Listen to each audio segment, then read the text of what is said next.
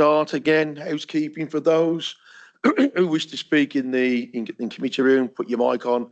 Otherwise, anybody who happens to be online won't hear us. So I'll start off with apologies. Any apologies? I've received apologies from Councillor Aston and also Councillor Lowe. Leader. Okay, thank you. And then moving on to any declarations of interest? None. Sorry.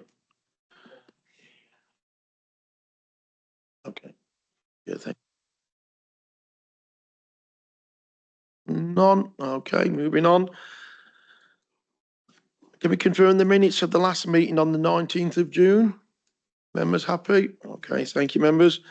And then number 4 is the plan for neighbourhoods update, pages 11 to 22. Is this Damien or Simon? It's myself. Okay, off you go, Simon. Right, thank you very much. So this paper is essentially just to update the Cabinet on what is being done to implement the, now it's called Plan for Neighbourhoods. It used to be called Long-Term Plan for Towns. As a very brief covering what's happened in the past. This is not something that we were bidding for. This is something that we were just awarded by the previous government. It's £20 million over 10 years. We didn't get to choose the area that this proposal was for. However, it does cover a number of wards within the borough which are in need of that level of investment. So it is extremely helpful to have. And we've been able to slightly widen the area that it covers to include some of the strategic green spaces that are around the wards such as Castle Hill, Salt Wells Nature Reserve and others. As I say, £20 million over 10 years. That is a mixture of capital and revenue funding, and that is only for activities that are on page 12. It has been widened in terms of the themes that we can put the money towards from just 3 to a several number more, and that includes regeneration, high streets and heritage, housing, work, productivity and skills, cohesion, health and wellbeing, transport, safety and security, and education and opportunity. The project is to be managed by a board that includes representatives from both the community and the council, and the council will serve as the accountable body through the Section 151 officer. This has really started to snowball in the last few months because we've moved from a position where we've been waiting for guidance from the government to actually being told what it is that we can start spending, and we're required to submit a plan for what we'd like to do over the next 10 years by the end of November. So that's a significant turnaround to get everything ready. But we've already started the engagement phase. We've got a group of community researchers that are going out and speaking to the community, as well as a letter drop and our social media campaign, which will be starting from the start of this month at the end of the week. Just to go through some highlights, we've got about 6,000 letters going out, trying to encourage people to take part in the engagement activity so we can get good community ownership over the project and what it is that we're looking to deliver.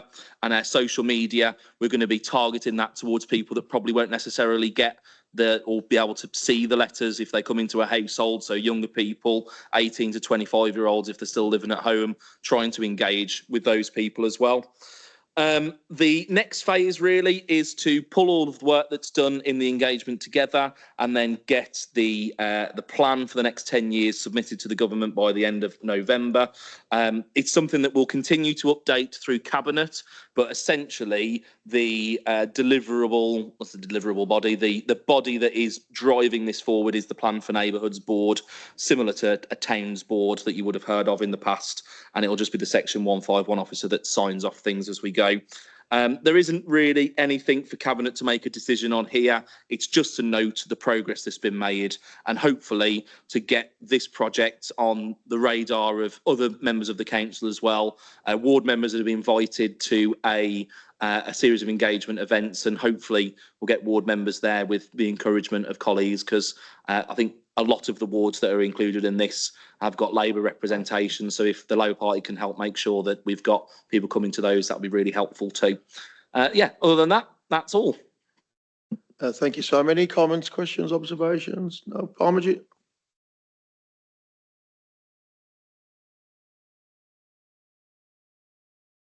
Apologies. I welcome the report. I initially was on the board for a couple of meetings. Then I thought it best somebody locally attended that ward. I think me and Paul were part of the ward last year. So I welcome the report and the investment that's going into those, like Simon's said, a number of key central Dudley Town Centre wards around the Dudley Town Centre, the goals and the themes. And I did make some points, but I think Simon Phipps' eloquent sort of briefing has flagged up some of the stuff and given me some reassurance. So that's reassuring. I'm just going to cover the other points I just wanted to make. So obviously, I just needed some clarity. Obviously, I know with we need to deliver a number of regeneration programs. I know obviously staffing in some of these posts is still an issue, and I just needed that reassurance whether we're going to have the capacity to do that. That's one question. Councillor Phipps has reassured me about the community engagement, about the first year zero to sort of get all the capacity building done and the engagement.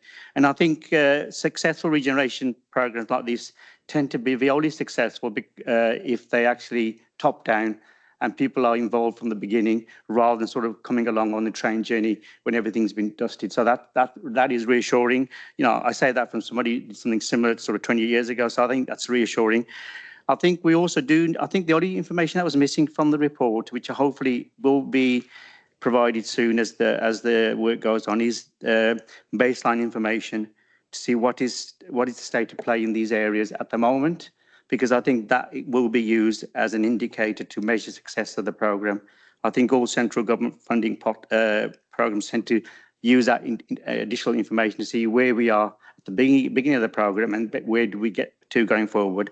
And also I think key will also be what key KPIs are being used in terms of outcomes and outputs that the programme will be measured on, because I think that again will be a key indicator to members, officers on how successful this programme is going forward. And I think lastly, I think it's about sort of I presume that the board's going to be there's going to be a board and thematic groups, and then just needed some clarity obviously with this kind of programme that obviously there's 10 million being earmarked. How will it be decided which themes will get that allocation of funding? I presume that's all going to be sorted out by the board, because I think that's crucial. Thank you, Chair. Okay, I'll let Jackie come in and then let's sort of answer both. Yeah. It's just very quickly really related to paragraph 25 and the funding flexibilities. It says that funding cannot be brought forward into earlier years of the programme, although places can borrow against what is guaranteed revenue stream. I just wondered whether we might be likely to do that, and if so, whether things that would be recorded sort of within the risk register and the risk monitoring.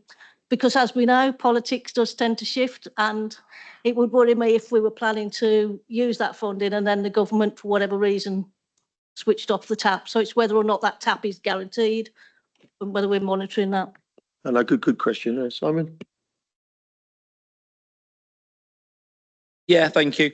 So first of all, thanks for the comments and questions, Parmajit. I think when it comes to capacity to deliver, Dudley's always been an extremely ambitious borough when it comes to regeneration. We have punched above our weight in being able to deliver the projects. I think this programme comes with a significant amount of capacity funding, like lots of others do as well, that will assist us. And that's what's helping to ensure that all of the community researchers, all of the community engagement is done to a level that we think is acceptable. Because if it was just the council for resourcing that, funding that, then clearly there's strains on council finances, but we're getting money from the government to be able to deliver all of the engagement, and that capacity funding will continue. So I don't necessarily have concerns about capacity to deliver. I think when it comes to the council monitoring it and making sure that we are, being able to deliver properly, will be helped by the Plan for Neighbourhoods board that will hold the people delivering the projects to account. And it's not just us that's delivering it. There'll be a mixture of community organisations, businesses that will deliver as well. And then also as cabinet member, shadow cabinet member, remember there's structures within the council that can also help hold to account any council projects that are being delivered as part of this work as well. So I think that we will have the capacity to deliver, and there will be sufficient accountability to make sure that we're happy with what's being done going forward. Baseline information, I agree, it's very important, and same with the other point about KPIs on the outcomes. A lot of that we will need to use the themes that come out of the engagement to be able to define which areas that we're going to focus on. The community research will also be getting information about the state of play on the ground as well, as you referred to, and that will help the board decide what the various different elements of the funding will be put towards. And it's from that point onwards we decide how we measure the success. But you're right, we need to make sure we get that right. Thank you for your question, Jackie. In terms of borrowing against the future income, because essentially the government will release the money in tranches to the council, so it's possible, presumably, to do a capital project which is secured against future revenue that we'll get. In terms of whether we're likely to do that, that is all to be determined based on what it is that we think the main projects will be coming from the engagement that's taking place throughout the summer. In terms of the funding being guaranteed, I suppose it's going to be interesting to see whether this project, like the Levelling Up Fund, could potentially be considered to actually be devolved down to local authority level. Because when it comes to the Levelling Up Fund bids, the Levelling Up Fund, the £20 million, instead of it being released in tranches to the local authority, might end up fully within the local authority to be able to deliver as it sees fit. I'm not sure this comes into the same sort of the same thing as that.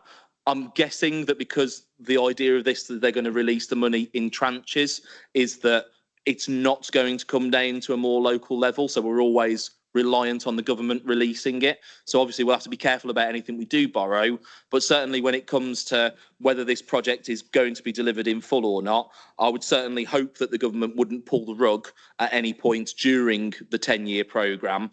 But we will, of course, make sure that any risks associated to that are factored in when the board is analysing what it is that it wants to do with the money. So yeah, I can't really give you guaranteed assurance because I'm not the Minister of State for it, but or the next Minister of State if it's not the current one. But that's probably the reason why you asked the question. So I think that was it. Okay, thanks, Simon. Any other comments, questions? No? Okay. Those recommendations agreed? Okay, thank you, colleagues. Moving on to number 5, a very dry item. Schedule 1 of the West Midlands Combined Authority Functions and Amendment Order 2017 on pages 23 to 49. Got the recommendations there. There are 3. Are there any comments or questions on that? No. Is that agreed? Recommendations agreed then? Okay, thank you, colleagues. And then moving on to number 6, which is the Cross City Bus Package, Dudley to Druids Heath. And main one on here for us is the Burntree Junction Improvement Scheme, pages 50 to 106. Is that Simon or Damien? Simon? Yeah, thank you very much. So this report is seeking approval in principle for the proposals for the Burntree Junction. I heard a rumour some time ago that we were putting the island back in. We're not putting the island back in. Essentially, this is as a result of a piece of work that the Combined Authority has started out with regards to improving bus connectivity and reducing the amount of time buses are stuck in congestion. The benefit to all of us in the Dudley Borough will be if we improve that junction for buses, then it means that we're improving the junction overall for all road users and cutting congestion, which is a significant issue at that junction. When it was designed, when it was implemented, there isn't the technology that there is now to be able to have traffic signals that adjust to the level of traffic and adjust to blockages off the junction. And that's something that we're hoping will be delivered as part of this, because there's various points on that junction. Say if you're turning right from coming down from Castle Hill, turning right to go towards Samwell and Oldbury Way, you get stuck at the second set of lights, traffic backs up over the junction, everything starts stopping. So that's exactly the sort of thing that this project should start to address and deliver a much better junction for cars, road users of all kinds to be able to get across. So essentially, we are kind of working with the combined authority to deliver this, and we're seeking the cabinet approval for the designs in principle, and obviously we'll continue to update cabinet and council as and when anything is required. But happy to report that this is all being delivered through the combined authority and through funding that's in place there. So it's a big road junction improvement that won't cost Dudley much at all. Excellent, thank you, Simon. I have to declare an interest here. I was the cabinet member many years ago who cut the ribbon once they removed that island. And I can say, and I wasn't responsible for any of the work. It was done by one of my predecessors. I just came in at the appropriate time when it was complete. And I can't see that we had any improvements at all. So I'm glad that the technology's improved and we don't make those same mistakes. And I hope that the highways engineers who are designing these improvements pay attention. I think I pity Councillor Ali's not here because it's his ward, particularly Buns Lane, because turning into there, left or right, it's an absolute nightmare if you get caught at the wrong point of the traffic signals. But it's, as you say, it's good. It's good, and as you say, it's not costing us a lot at all, thanks to the CA. Any comments or questions on this? Armitage? Yeah, just a quick question, really. I think obviously we know it's a strategic gateway to the borough, and I just wanted to sort of raise with yourself, hopefully cross-party. I think we do need to look at how we can sort of somehow make that entrance to the borough a bit more warming, because there is a lot of weeds and overgrown. I think when Kevin came here a few years ago, he got it all sorted. But my understanding is that's one of the strategic gateways to the borough from all the directions that should be looked on a regular basis. I do feel, as they come to the borough, they go to the museum and the zoo. I think if we can find some flowers for other parts of the borough, I think that would be a nice place to find some flowers to show people, because at the moment it's a bit dreary. And I'm talking as a resident who, I think it's a valid point. We do need to look at that. And on another point, when you go into the Black Country Museum, at those lights in the middle dual carriageway, the weeds are up to here. So that is, to me, as a resident of Dudley, needs sorting out. But it is. But I think it's a valid point. I think we need to sort that out. Thank you, Chair. No, good point, and I'll let Simon come in, but just to echo your thoughts, gateways should be priorities because they do reflect what people think of us as a whole, as a borough. Sorry. Yeah, thank you, Leader. Yeah, just to update you, Barmajit, on your question there for the overgrown weeds on the island to the main gateway. We've got a 12-week programme now that's going to be carried out very soon to deal with that. Unfortunately, the maintenance on those main islands were one of these that were taken off the main maintenance programme in lockdown. That isn't an excuse, but it was one of those that was then maintained on an ad hoc basis. So once we've got this 12-week programme out the way, then this is on a regular maintenance programme then that we'll be doing quarterly. So we're fully aware of that. And I can say some of the gateways, some of the big islands, I have seen maintenance work being carried out there, and they've done it before. I've managed to email them. So it is improving, and I'm glad that programme's underway. Okay, any other thoughts on this one? No. Okay, recommendations approved. Okay, thank you, colleagues. Then we move on to number 7. Any issues arising from scrutiny committees, Helen? None received. Okay, thank you. And then finally, number 8, any questions on the cabinet procedure 2.5? None received. Okay, then that concludes our business tonight. Sorry? Just for councillors, we've got an all councillor briefing at 6:30.